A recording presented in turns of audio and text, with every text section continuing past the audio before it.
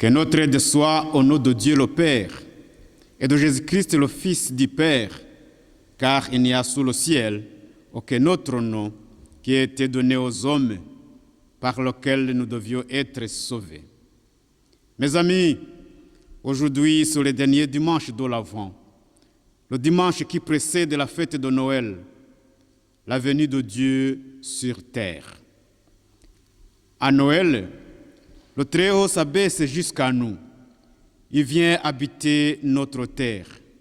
Il vient partager notre vie, partager notre quotidien, partager nos souffrances et notre mort pour nous élever jusqu'à lui. Le peuple qui marchait dans les ténèbres voit une grande lumière. Sur ceux qui habitaient une contre obscure, la lumière resplendit. Car un enfant nous est né, un fils nous est donné, et la souveraineté reposera sur son épaule. On l'appellera conseiller admirable, Dieu puissant, Père éternel, Prince de la paix. Je vous invite à la prière. Éternel notre Dieu, Créateur de la terre et des cieux, tu es infiniment grand, tu es Dieu saint, juste et bon. Ce matin, nous voici unis dans la prière pour célébrer le don le plus éclatant de ton amour. Dieu de bonté, tu as tellement aimé le monde que tu as donné ton Fils, ton unique Jésus-Christ, afin que quiconque croit en lui ne périsse point, mais qu'il ait la vie éternelle. Dieu de gloire, tu as eu pitié de ceux qui étaient sans espérance. Et nous, pauvres pécheurs, qui n'a de refuge qu'en ta miséricorde, nous te louons avec tout le peuple de te racheter. Dieu Tout-Puissant, nous te prions, assiste en ce jour d'une façon particulière tes serviteurs chargés d'annoncer la bonne nouvelle de ton salut et dispose de nos cœurs à la recevoir de telle sorte qu'ils produisent des fruits abondants pour ta gloire. En ton nom, nous te prions. Amen. Nous chantons Hosanna au plus haut des cieux.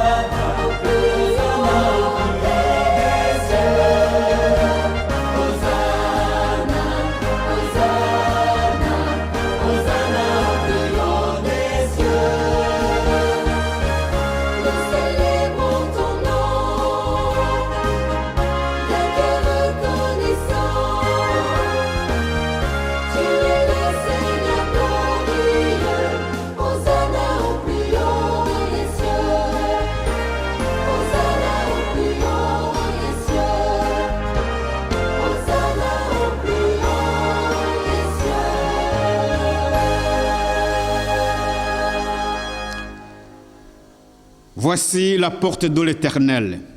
C'est par elle qu'entrent les justes. Je te loue parce que tu m'as exaucé, parce que tu m'as sauvé. La pierre qu'ont rejetée ceux qui bâtissaient est devenue la principale de l'angle. C'est de l'Éternel que cela est venu. C'est un prodige à nos yeux. C'est ici la journée que l'Éternel a faite.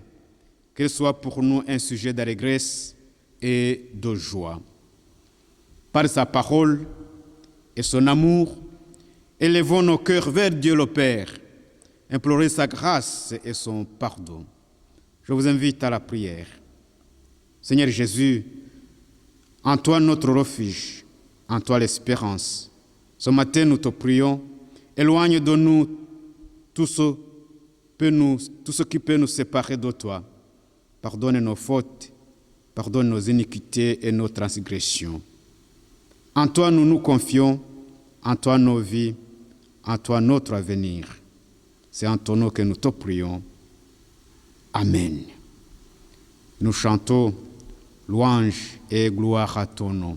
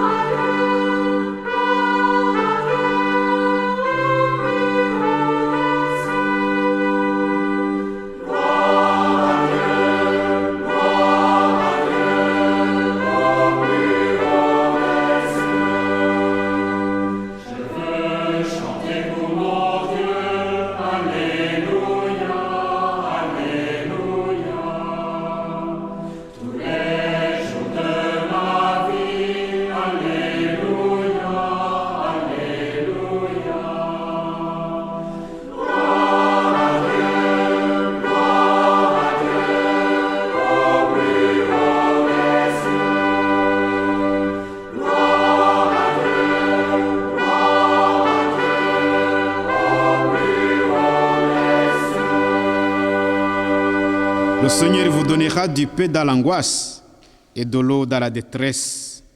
Ceux qui t'instruisent ne se cacheront plus, mais tes yeux verront ceux qui t'instruisent.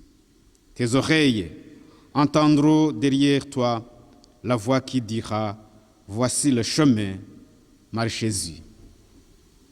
Accueillons cette parole de grâce par un chant qui va être interprété par Madame Mireille.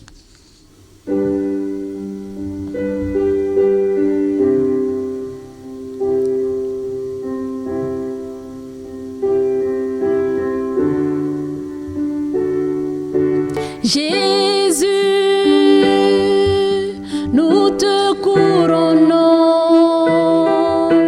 nous te proclamons roi, présent au milieu de nous. Nous te levons par nos chants, nous t'adorons, nous t'aimons.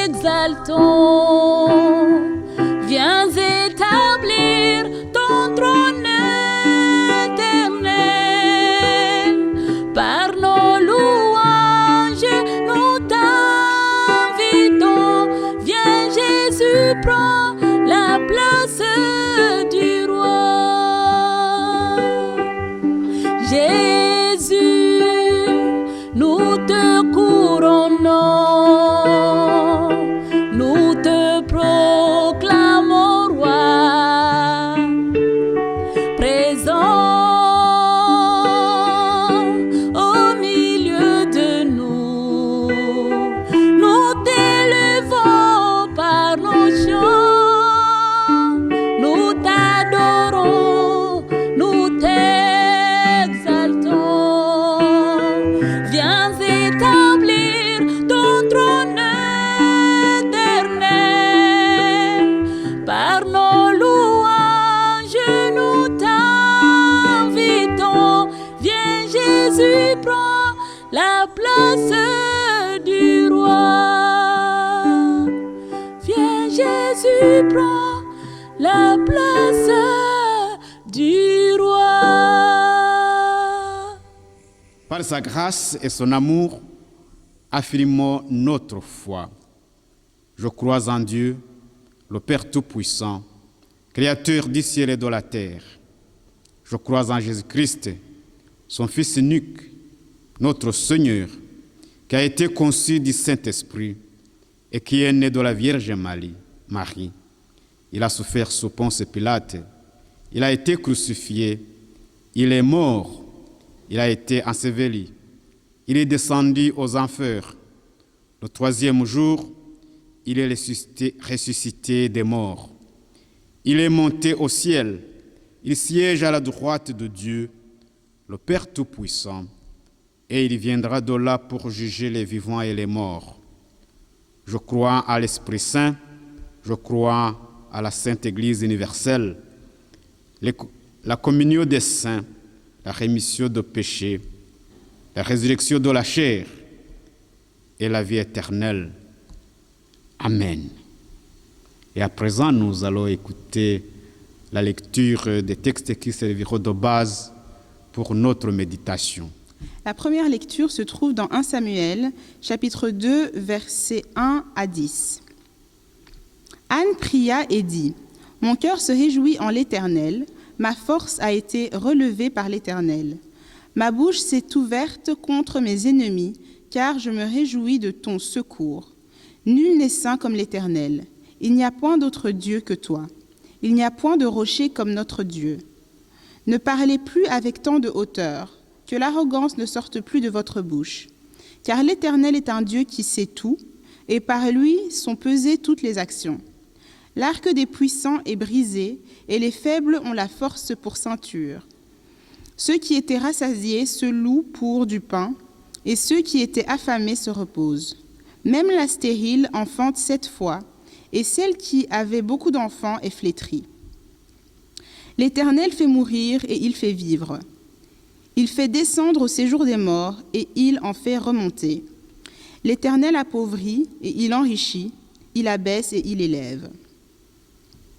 De la poussière, il retire le pauvre, du fumier, il relève l'indigent pour les faire asseoir avec les grands. Et il leur donne en partage un trône de gloire, car à l'Éternel sont les couronnes de la terre, et c'est sur elle qu'il a posé le monde. Il gardera les pas de ses bien-aimés, mais les méchants seront anéantis dans les ténèbres. Car l'homme ne triomphera point par la force. Les ennemis de l'Éternel trembleront, du haut des cieux, ils lanceront sur eux son tonnerre. L'Éternel jugera les extrémités de la terre, il donnera la puissance à son roi, et il relèvera la force de son roi. Amen. La deuxième lecture se trouve dans Luc chapitre 1, versets 39 à 50. Dans ce même temps, Marie se leva et s'en alla en hâte vers la montagne, dans une ville de Juda. Elle entra dans la maison de Zacharie et salua Élisabeth. Dès qu'Élisabeth entendit la salutation de Marie, son enfant tressaillit dans son sein et elle fut remplie du Saint-Esprit. Elle s'écria d'une voix forte : « Tu es bénie d'entre les femmes et le fruit de ton sein est béni. Comment m'est-il accordé que la mère de mon Seigneur vienne auprès de moi ? Car voici aussitôt que la voix de ta salutation a frappé mon oreille, l'enfant a tressailli d'allégresse dans mon sein. Heureuse celle qui a cru, parce que les choses qui lui ont été dites de la part du Seigneur auront leur accomplissement. Et Marie dit, « Mon âme exalte le Seigneur, et mon esprit se réjouit en Dieu mon Sauveur, parce qu'il a jeté les yeux sur la bassesse de sa servante.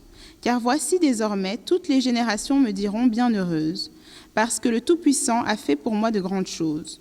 Son nom est saint, et sa miséricorde s'étend d'âge en âge sur ceux qui le craignent. Amen. » Mon âme exalte le Seigneur, et mon esprit se réjouit en Dieu mon Sauveur.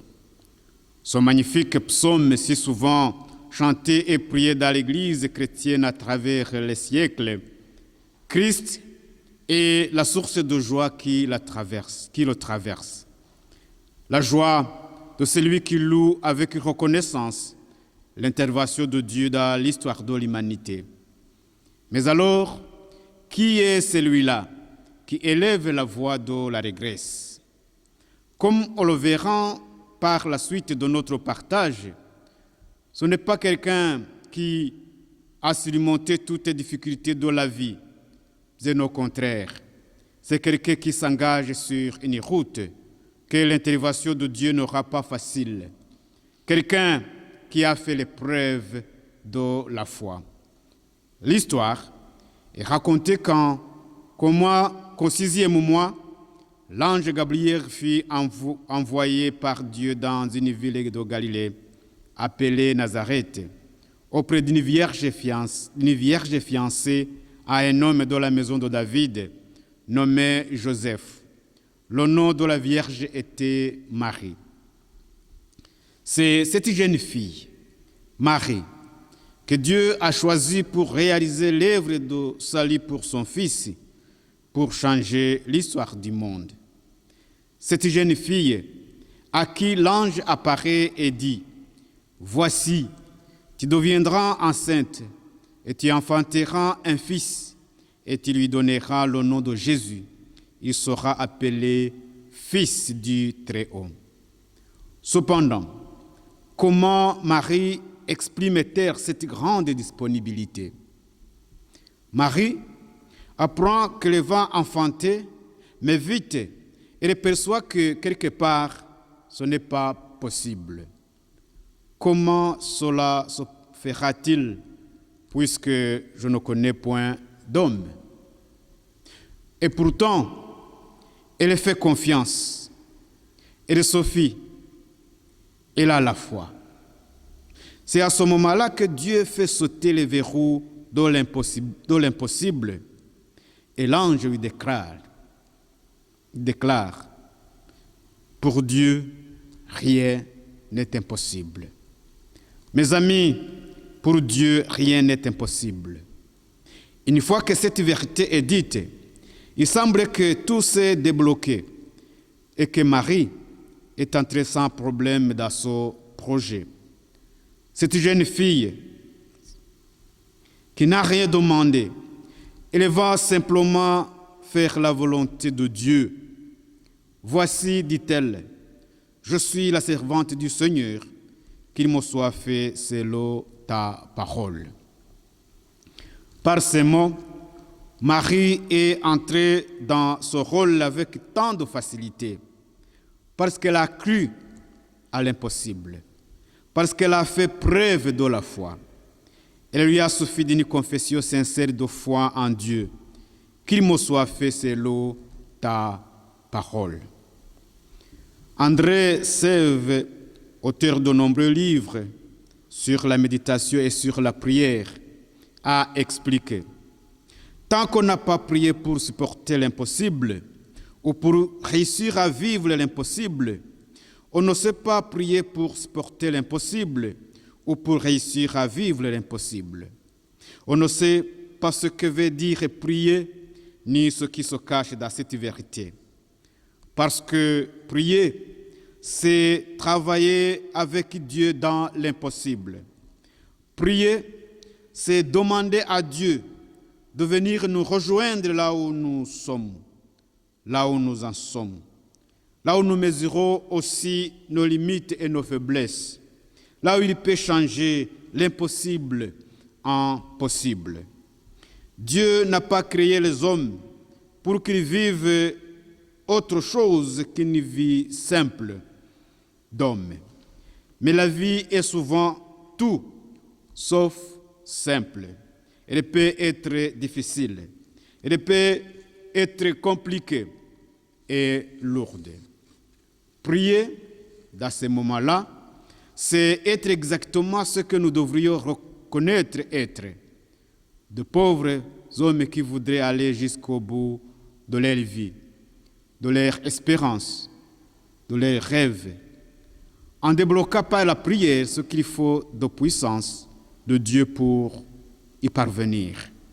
Il ne s'agit pas d'une puissance abstraite du Tout-Puissant, mais de ce que Dieu peut faire intervenir simplement et parfois tout doucement, pour ne pas dire tout naturellement, quand surgit dans notre vie un impossible qui fait que tout se bloque. Marie le sait. Elle sait qu'au travers de cet enfant qu'elle porte, Dieu sauverait ceux qui croient en lui.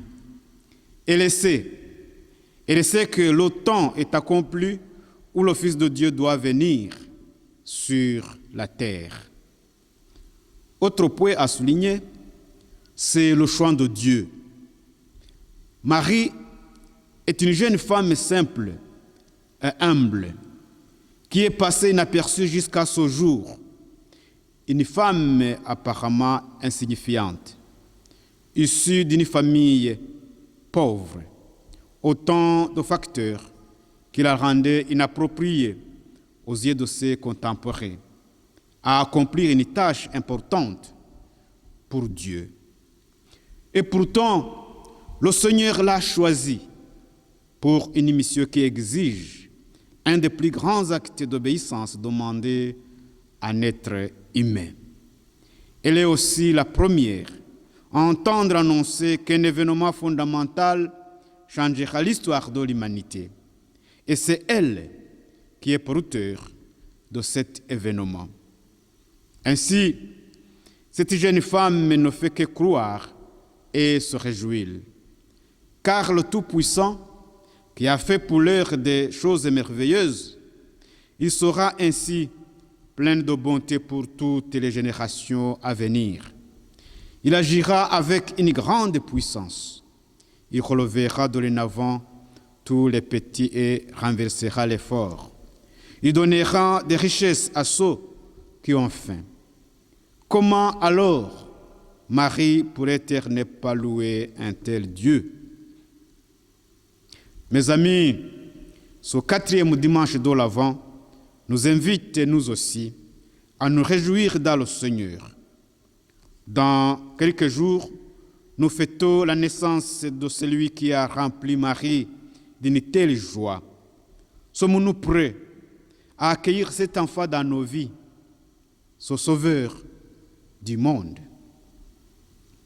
Il vient dans nos vies marquées par les échecs, marquées par les manquements, nos vies remplies d'angoisse et de doute, éblarrées par la souffrance et le deuil. Il est là dans les bons et les mauvais jours, dans les périodes de bonheur et dans les moments de chagrin et de solitude. En lui, nous pouvon mettre toutes nos confiances.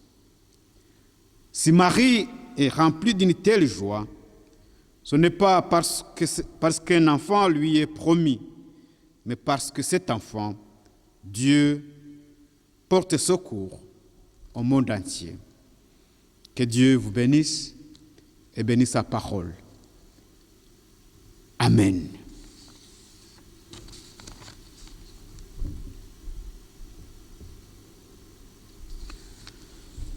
Et à présent, quelques annonces. Comme d'habitude, je vous exhorte, frères et sœurs, restons unis dans la prière.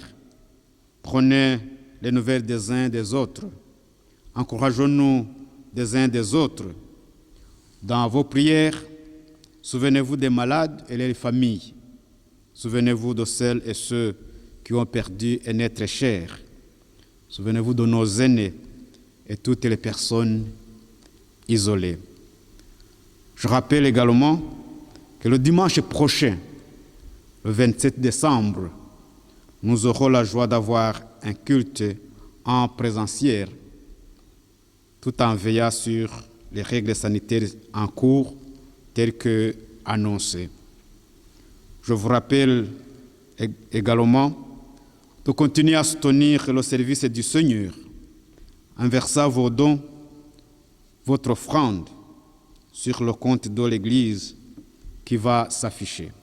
Et à présent, unissons-nous dans la prière d'intercession. Prions. Seigneur Dieu, je te remercie pour le Dieu de grâce, de bonté et d'amour que tu es. Je te remercie parce que tu nous donnes l'opportunité de pouvoir prier les uns pour les autres. J'aimerais te remettre, Seigneur, toutes les personnes qui sont dans le besoin, toutes les personnes malades, toutes les personnes seules. Seigneur Dieu, nous te prions pour notre pays, nous te prions pour ses dirigeants, nous te prions, Saint Jésus, pour sa population. Éternel Dieu, étends ta main de bénédiction sur ce pays. Merci encore parce que tu bénis le personnel soignant en ces périodes de crise. Tu leur donnes la force de tenir et tu les aides. Merci de guérir, de pourvoir aux besoins et de protéger tous ceux qui sont dans le besoin. Merci encore, Seigneur Dieu, pour notre Église que tu gardes et que tu protèges. Merci parce que tu bénis chacun des membres de cette Église. Tu les connais tout un chacun, Seigneur. Tu connais leurs joies et leurs peines. Tu connais les temps difficiles qu'ils peuvent traverser. Je te les remets chacun d'entre eux. Je te remets les malades de la communauté, les personnes plus âgées, les personnes en voyage, les personnes seules. Seigneur, souviens-toi d'elles. Éternel Dieu, je te prie pour le monde entier. Je te prie pour les pays en guerre. Je te prie pour les pays qui traversent des crises politiques, des crises économiques, des crises sociales. Seigneur Jésus, interviens et permets aussi à toutes ces personnes de compter sur toi. Aide-nous à prier les uns pour les autres, à intercéder jour après jour pour le monde. Merci encore, Seigneur, parce que tu touches, Seigneur Jésus, toutes les personnes qui sont persécutées, toutes les personnes, Seigneur, qui souffrent à cause de leur foi. Viens leur en aide, Seigneur, et aide-nous aussi à les soutenir d'une manière ou d'une autre, que ce soit par des prières, des pensées ou par une aide financière.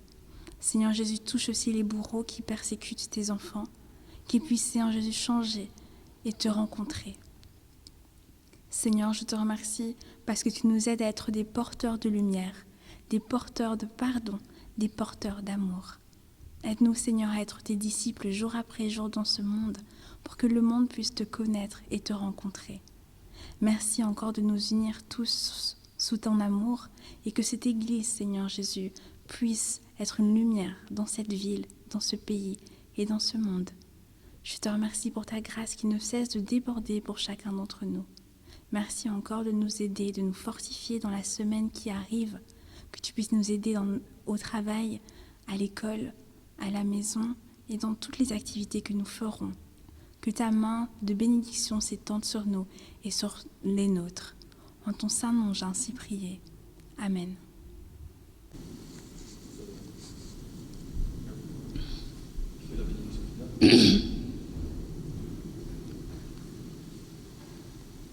Avant de partager la bénédiction du Seigneur, nous chantons « Tournez les yeux ».